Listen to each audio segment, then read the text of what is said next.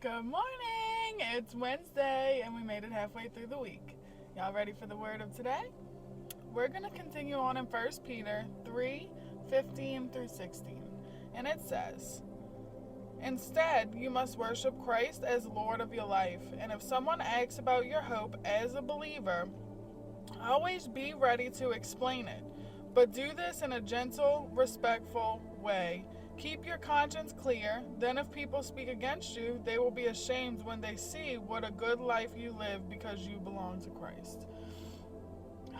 It's so powerful. That is so good. So, let's break it down. For starters, it says, you must worship Christ as Lord of your life. And I love that because in search of joy, I've been in search of joy for 28 years and I've never experienced the joy that I have now. And it's when I made Christ Lord of my life. And then it continues on, if someone asks about your hope as a believer, always be ready to explain it. And in Matthew, the Great Commission tells us to be a disciple in order to make disciples.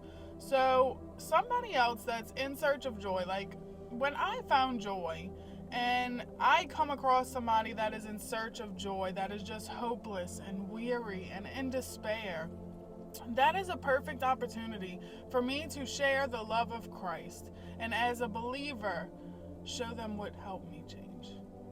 And that is so good in itself. It is so good in itself.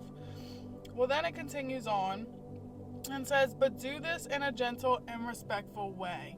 Because condemnation does not come from God. When you beat somebody up about the way they're living, or you judge them, or, you're just very rude about it, you give a bad name to Christ because that doesn't come from God. God convicts, and that is correction with love. That's exactly what that is. So he will correct us just as our parents correct us. If your parent corrects you, it means they love you, correct? It's the same way with God. He corrects us because he loves us. He wants better for us. He wants different for us.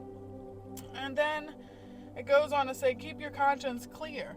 So that goes back to what we was talking about yesterday. Be a good person. Do good things. Have a tender heart.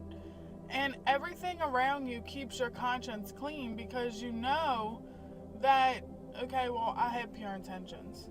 And you know that I didn't mean evil. I meant good. So even if somebody lashes back with evil, you know your conscience is clear because you portrayed the love of Christ and you portrayed good. And then it says, then if people speak against you, they will be ashamed when they see what a good life you live because you belong to Christ. And that alone brings joy because when we do make Christ Lord of our lives and we really do search of joy through him, he changes our hearts, he changes our minds, he renews our strength, and then we're able to live a good life in Christ. Then we're able to really live without worrying and without being stressed and without chaos truly breaking us down. And that is so powerful. So, how does this all go together with searching for joy?